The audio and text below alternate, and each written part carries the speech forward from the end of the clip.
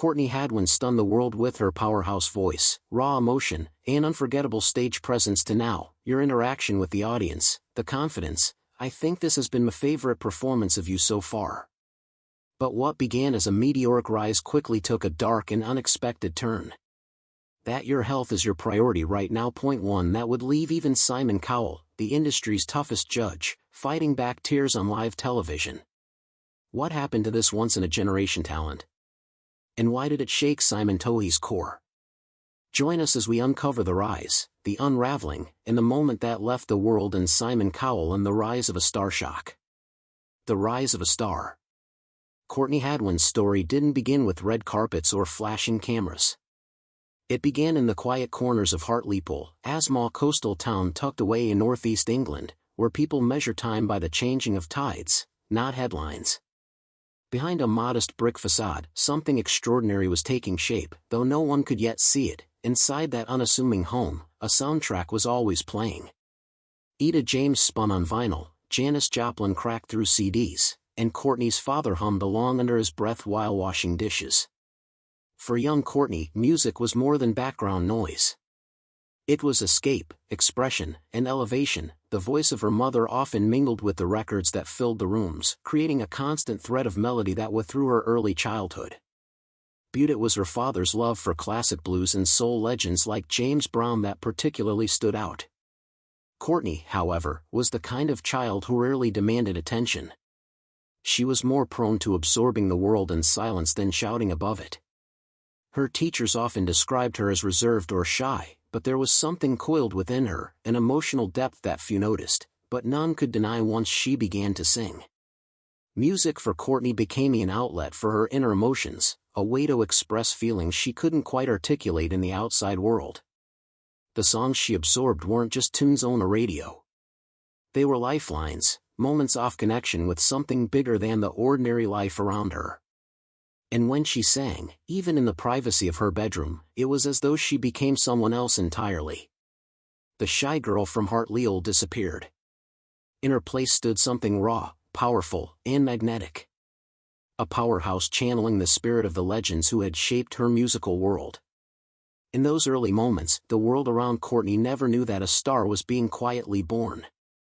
The people in Hartlepool, where life moved at a pace that felt untouched by the rush of the world, had no idea that one of their own would soon be standing on some of the most prestigious stages in the world, singing with a voice that could shake the foundations of the music industry itself.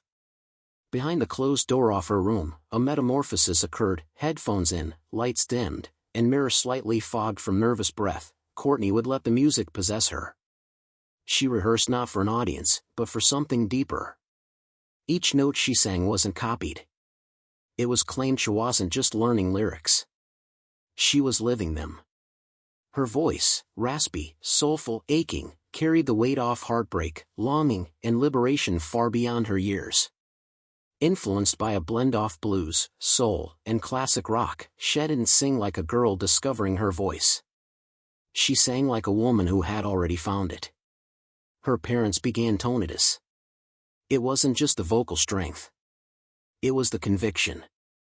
The way her eyes would glaze over as she sang, completely lost in the world the song built around her.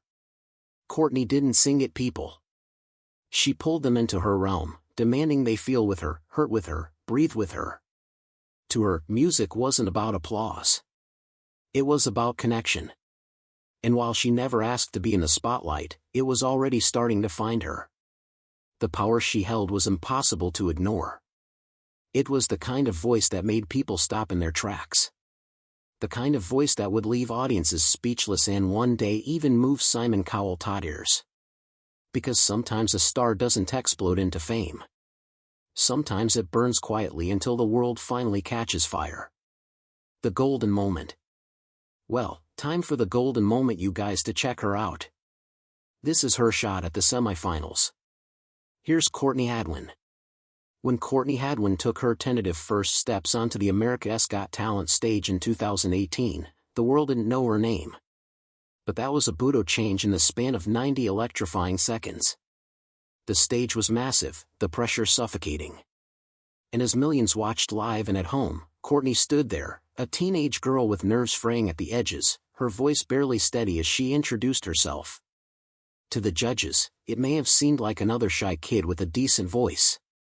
But within Courtney simmered something wild and volcanic, an energy barely contained beneath that quiet demeanor. Something no one, not even Simon Cowell, was prepared for. In the moment the opening riff of Otis Redding's Hard to Handle filled the arena, she unleashed it all. In an instant, everything changed. It was a transformation so sudden, so visceral that it seemed almost supernatural. Her body moved with a frenetic rhythm, as though channeling decades of soul and swagger and raw emotion into one moment. Her raspy growl shot out like a jolt of electricity, shocking the room into a stunned hush before erupting into a roar. This wasn't top performance. It was a possession, a musical exorcism. What people saw in that moment wasn't choreography or polish. It was pure release. The judges were floored. The crowd was stunned, then it erupted. Howie Mandel, recognizing the raw, untamed magic in front of him, didn't hesitate. His hand slammed the golden buzzer, and a moment of quiet anonymity shattered into a rainstorm of glittering gold. Confetti fell like a coronation from the heavens. And the wings, her family wept. On stage, Courtney's face was frozen in shock, eyes wide, hands trembling and transformed.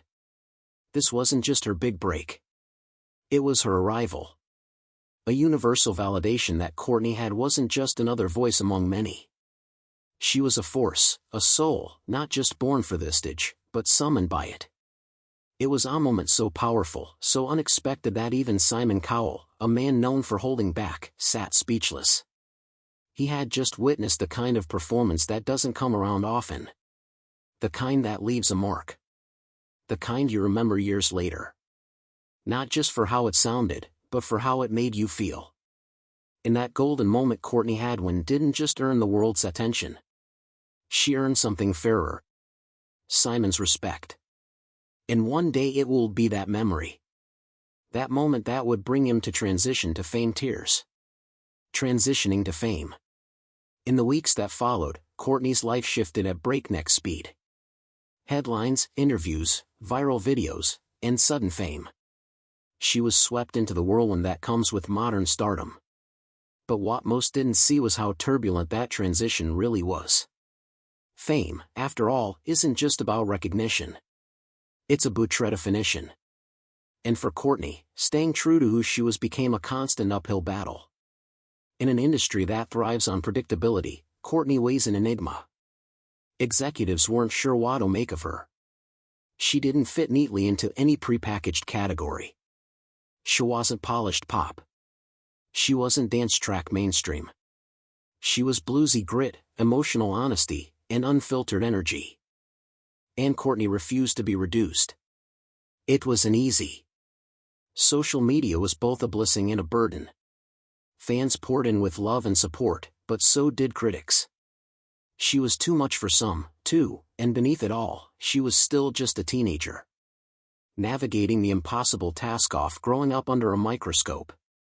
But through the pressure, through the noise, Courtney anchored herself in what had always been her compass, music. She returned to the songs that raised her, she leaned into songwriting. She played small gigs, honing her sound in intimate rooms where authenticity mattered more than autotune. And slowly she began carving a space for herself, not on the industry's terms, but on her own, because Courtney Hadwin never wanted to be a manufactured star. She wanted to be an artist. And in a world obsessed with chasing perfection, she reminded everyone what real looked and sounded like. Even Simon Cowell, the man who first watched her light up a stage, saw the fight she was quietly waging behind the fame. And in time, it would be that strength, that stubborn authenticity that made what happened next all the more behind the scenes heartbreaking. Challenges of a rapidly growing career. The momentum Courtney gained from America's Got Talent wasn't just fast. It was meteoric.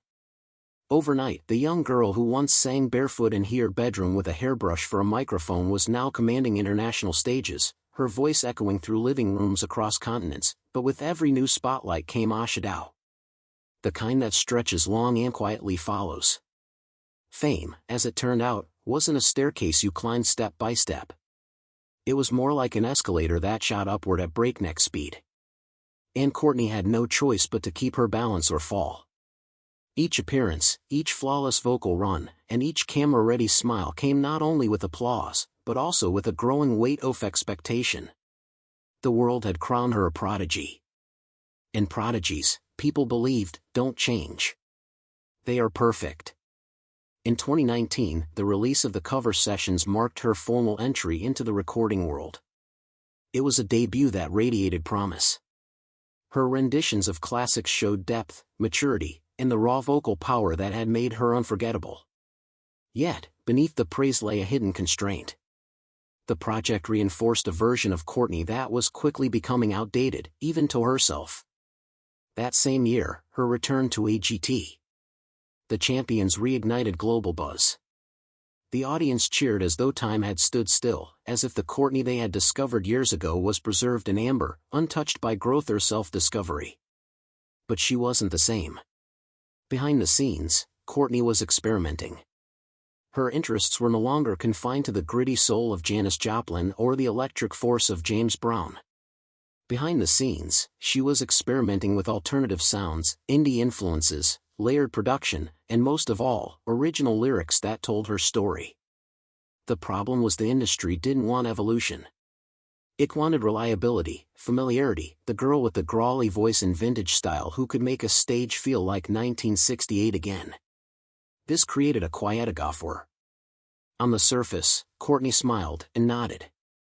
She gave the interviews, wore the outfits, sang the songs, but internally she felt herself bending under the strain of two opposing forces. The person the world loved and the version of herself she hadn't yet fully revealed. She feared that stepping too far away from the formula might make her irrelevant, but staying in it made